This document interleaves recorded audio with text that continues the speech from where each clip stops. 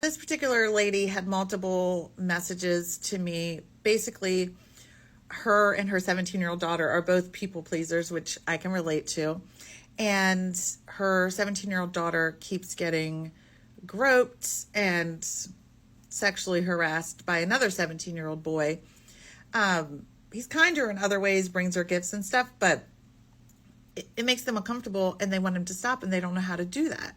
Okay, friend, I'm going to be pretty blunt since we have a lack of time, but my opinion is, as a recovering people pleaser, is people pleasing only develops because you think someone else has more value than you do.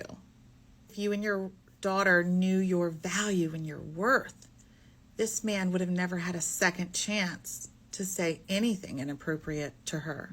The nice way to tell him to stop is to just simply look at him and say, hey, I just thought you should know that when you say those things or when you touch her or us that way, it makes us extremely uncomfortable.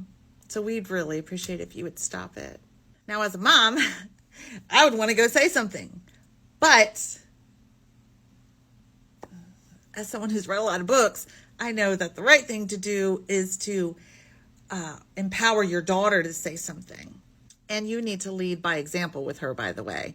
So when other men talk like this to you or anyone else, you speak up for yourself as well. But I think probably the most direct and effective way that she should say something to him is to say, hey, listen, dude, I was thinking you might grow out of this phase, but you haven't. So I just need to tell you that if you ever speak to me in a sexual manner again or touch me without my permission, I'm going to have to charge you with sexual assault or sexual harassment, not just to protect me, but to protect every future woman or child that comes into your path.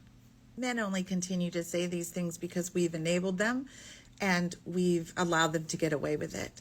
So it's time to stop second chances and to speak your voice because you know your value and your worth, but more importantly, your daughters.